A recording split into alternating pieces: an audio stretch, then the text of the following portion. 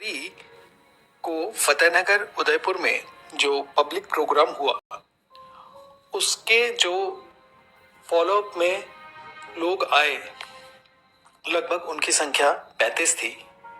और उन 35 सीकर्स में जो खोजी हैं उनकी जब आप कहानियां आप सुनेंगे तो आप दंग रह जाएंगे।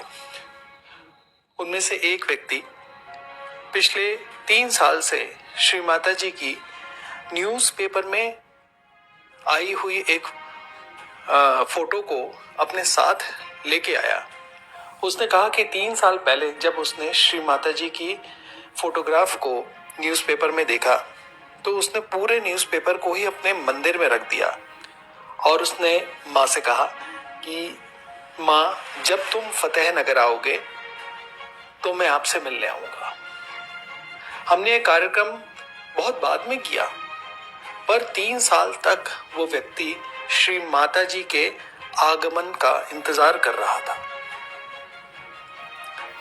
सोचिए, हम अपनी छोटी मोटी उलझनों में फंसे हैं और यहाँ एक सीकर, एक जिज्ञासु, श्री माता जी को ढूंढने वाला व्यक्ति अभी भी इंतजार कर रहा है कि कब आप उसके पास पहुंचे और उसको आत्म साक्षात्कार प्रदान करें। दूसरा एक व्यक्ति आया जिसने बताया कि वो ऋषिकेश में घूम रहा था और वहां पे साधुओं ने उसे बताया कि श्री माता जी ही या श्री माता जी के भक्त ही उसकी कुंडली को जागृत कर सकते हैं, क्योंकि वो बहुत उन साधुओं के पीछे पड़ा हुआ था कि मेरी कुंडली को जागृत करो, मेरी कुंडली को जागृत करो। और वो लोग उसे बोल रहे थे, नहीं, तेरे में बहुत नेगेटिविटी है, हम तेरे को डील नहीं करेंगे। हमने खुद श्री माता जी से सीखा है, तो हमने खुद श्री माता जी के अनुयायियों से सीखा है, तो तुम भी उन्हीं से जाके सीखो कि कुंडलिनी कैसे जगाई जाती है। तो जब हमारी वैन यहाँ पे घूम रही थी फतेहनगर में और उस पर श्री माता जी का अनाउंसमेंट चल रहा था और श्री माता जी की तस्वीर लगी हुई थी, तो उसने उस वैन को रोका और पूछा कि ये कार्यक्रम कहाँ पे है, मुझे सीखना है। तो ऐसे ऐसे सीकर्स हमें यहाँ फतेहनगर में मिले हैं। एक और व्यक्ति जिसको आत्म साक्षात्कार का अनुभव हुआ प्रोग्राम के दौरान, उसने बोला कि जब वो घर गया तो नींद में उसने देखा कि उसकी कुंडलिनी जो है एक सर्पाकार की तरह से ऊपर चढ़ रही है और विशुद्धि चक्र में आके, उसने तो बोला गले में आके अटक गई है। तो मैंने उसे बोला कि अगर गले में अटकी है तो यानी श्री कृष्ण जी तुमसे नाराज हैं। तो उसने कहा, हाँ मुझे पता है नाराज है, मुझे बताओ कैसे ठीक करना है। वो व्यक्ति पूरा जम गया।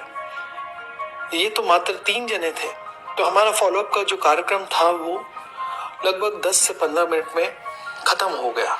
ज्यादा डिटेल नहीं बताई हमने, सिर्फ श्री माता जी की थोड़ी स्पीच चला दी और थोड़ा सा जानकारी देके हमने खत्म कर दिया। और फिर मैंने कहा कि ये जो 3 लोग हैं जो माँ को ढूंढते हुए यहाँ तक पहुंचे हैं, ये लोग बैठ जाएं, ये फुट सुकिंग करेंगे, बाकी सब आप लोग चले जाइए।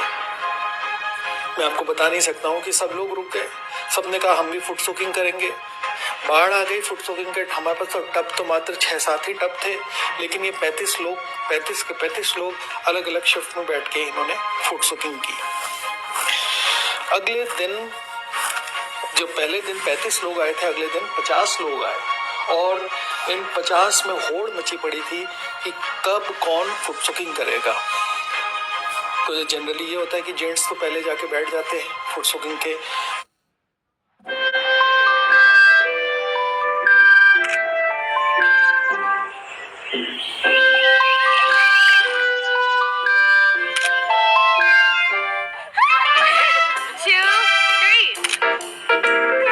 चेयर्स में और टब में। तो लेडीज को ऐसा लगा कि हमें नहीं मिला। तो मेरी जो धर्मपत्नी है उन्होंने लेडीज को बोला कि आप जल्दी से चले जाइएगा और फुट सुकिंग के टब को ले लीजिएगा, बैठ जाइएगा। पर वो किसी कारण से लेडीज नहीं ले पाई, तो बहुत गुस्सा हो गए। बोले कि हमारा नंबर नहीं आया फुट सुकिंग में, हमें बैठना है फुट सुकिंग में, हमें ये करना है। तो ऐसा प्रतीत हो रहा था मानो सारे के सारे जो सीकर्स हैं, ढूंढने वाले, वो फतेहनगर में ही आके इकट्ठा हो गए हों श्री माता जी को ढूंढने के लिए। बहुत ही मजेदार एक तो कार्यक्रम हुआ और बहुत ही शानदार उसका फॉलोअप हुआ। इस फॉलोअप के कुछ क्लिपिंग्स हम आपको दिखाएंगे।